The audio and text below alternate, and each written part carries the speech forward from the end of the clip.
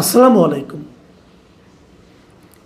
প্রিয় দর্শক, সরকার আরও 5টা সিটি কর্পোরেশনে প্রশাসক নিয়োগ করেছে। আগে 6টা ছিল, নতুন করে আরও 5টা সিটি কর্পোরেশনে প্রশাসক নিয়োগ করেছে। এবং বলা বাহুল্য, আগের 6টার মতো এই 5টাতেও সম্পূর্ণভাবে বিএনপি দলীয় নেতাদের নিয়োগ করা হয়েছে। আমি দেখলাম 5টার মধ্যে একটাতে বিএনপির কেন্দ্রীয় কমিটির একজন সাংগঠনিক সম্পাদক ওই বিভাগের, তাকে নিয়োগ দেওয়া হয়েছে। আর বাকি 4টাতে ওই এলাকার মহানগরী অথবা জেলা এরকম বিএনপির সাধারণ সম্পাদক বা সদস্য সচিব এদেরকে নিয়োগ দেওয়া হয়েছে।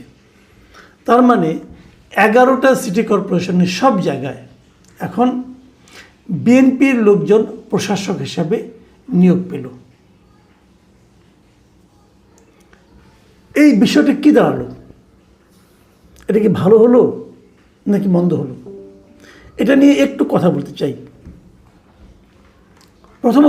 প্রথম যখন 6টা সিটি কর্পোরেশনে প্রশাসক নিয়োগ করা হয়েছিল, আমি তখন এটা সমালোচনা করেছিলাম যে এই দলীয়করণের তো কোনো প্রয়োজন ছিল না। আপনারা দ্রুত নির্বাচন দিয়ে দিতেন, আর নির্বাচনের আগ পর্যন্ত যে সরকারি কর্মকর্তারা প্রশাসক হিসেবে ছিল তারাই চালাতো। 1.5 বছর তো প্রশাসক দিয়েই চললো, আর কটা দিন চলতো অসুবিধাটা কী হতো? তাতে অন্ততপক্ষে আপনাদের একটা দলীয়করণের যে বদনাম সেটা আপনাদের গায়ে লাগতো না। এখন আপনারা হয়তো বলবেন, আমরা তো একটু দলীয় সরকার, আমি দলীয়করণ করতেই পারি না। আপনি পারেন না। এটা করলে সাধারণ মানুষের কাছে আপনাদের গ্রহণযোগ্যতা কমবে। আপনি দলের লোককে মনোনয়ন দেন নির্বাচনে, তারা যদি জনগণ তাদেরকে চায় তারা নির্বাচিত হয়ে আসবে। আপনারা তা করেননি। আপনারা যে কাজটা করেছেন অযৌক্তিক। আমি একটা উদাহরণ দিয়ে বলি, ঢাকা উত্তরে যাকে আপনি সিটি কর্পোরেশনের প্রশাসক নিয়োগ করেছেন, এই ভদ্রলোক তো নির্বাচনে হেরেছিল। উত্তর সিটি কর্পোরেশনের যে কয়টা সংসদীয় আসন আছে তার একটা সংসদীয় আসনে উনি পরাজিত হয়েছেন। তো একজন পরাজিত এমপি ইলেকশনে পরাজিত ব্যক্তিকে আপনি আরও বড় জায়গায় এনে বসিয়ে দিলেন। ওনার এলাকার লোক ওনাকে প্রত্যাখ্যান করেছে। আপনি দলীয়ভাবে তাকে ওই এলাকা সহ আরও কয়েকটা এলাকায় মিলে যে বড় একটা জায়গা সিটি কর্পোরেশন উত্তর, সেখানে প্রশাসক বানিয়ে দিলেন। তাহলে তো আপনি জনগণের মতামতের বিপরীতে কাজটা করলেন। কাজটা কি লজিক্যাল হলো? হলো তো না। দেখেন, আপনারা নতুন সরকার এসেছেন, আপনার সমালোচনা আমি করতে চাই না, কিন্তু এই যে বিষয়গুলো যদি নিজেরা নিজেদের জন্য সমালোচনাকে ইনভাইট করেন, আমরা কি করতে পারবো? এবং এটা ইনভাইট করেছেন আপনারা, এটা কার বুদ্ধিতে হয়েছে আমি জানি না। আমি মনে করি বিএনপি বেশ শুরুর থেকে কয়েকটা ভুল করেছে। ক্যাবিনেট গঠনের সময় ভুল করেছে, একটা বড় ভুল করেছে। এই ব্লান্ডার তারা কীভাবে হ্যান্ডেল করবে আমি এখনও জানি না।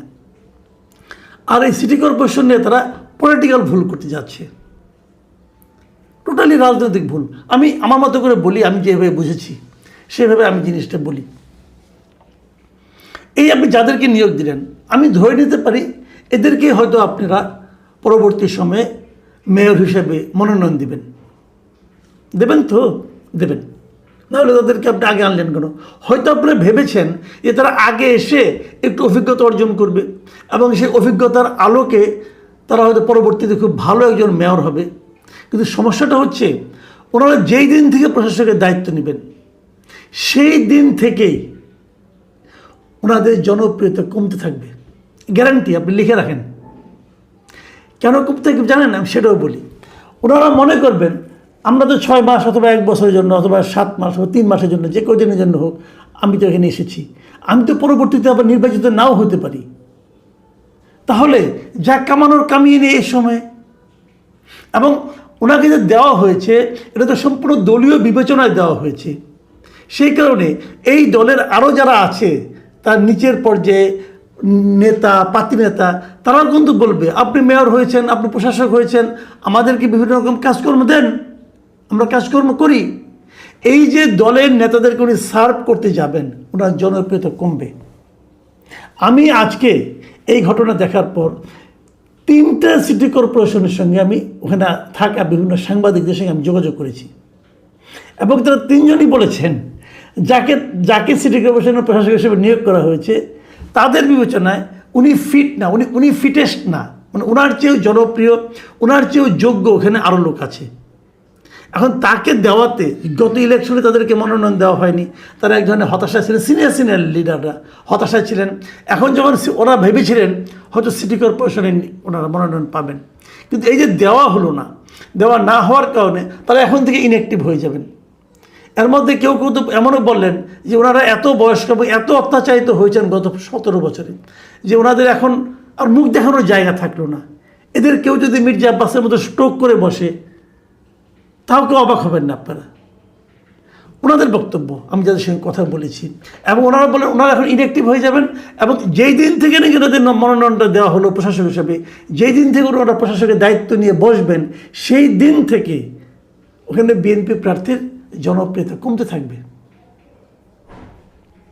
তাহলে এটাকে আপনারা বুঝেন না? এটা আমি বুঝি, আমার ওই স্থানীয় সাংবাদিক বুঝে, আপনারা বুঝেন না, বিএনপিও বুঝে। তাহলে বিএনপি রিস্কটা নিল কেন? তাহলে বিএনপি কি জনগণের জনপ্রিয়তা এগুলি তোয়াক্কা করে না? বিএনপি কি হিসাব করে নিয়েছে আমার প্রার্থীকে কীভাবে পাশ করে আনতে হবে সেটা আমরা জানি? তাহলে কি আবারও সেই নির্বাচনকে একটা চোরাগলির মধ্যে ঢুকিয়ে দেওয়া হবে? কেন? হয়তো বিএনপি কেউ বলবে, হয়তো সরকারের কেউ বলবে যে প্রশাসকদের নির্বাচন চলে না, সিটি কর্পোরেশন চলে না জনগণের সেবার জন্য। আরে ভাই, জনগণের সেবার জন্য তো তাহলে দরকার ছিল কাউন্সিলর। আপনার কাউন্সিলরগুলো দিয়ে দিতেন। কাউন্সিলর যারা নির্বাচিত হয়েছিলেন তারা তো নির্দলীয়ভাবে নির্বাচিত হয়েছিলেন। কাউন্সিলর তার দলীয় প্রতীকে হয় নাই। যদি নির্দলীয়ভাবে কাউন্সিলর নির্বাচিত হয়ে থাকে তাদের সবাইকে ওই আপনার নতুন প্রশাসক দেওয়ার দরকার নাই। যারা ইলেক্টেড হয়েছিলেন তাদেরকে আবার নতুন করে আনতেন, বলতেন ঠিক আছে ওই আগের আদেশটা প্রত্যাহার করে নিলাম, এই কাউন্সিলররা আবার নতুন করে কাজ করবে, জনগণের সেবার যে কাজগুলো আছে।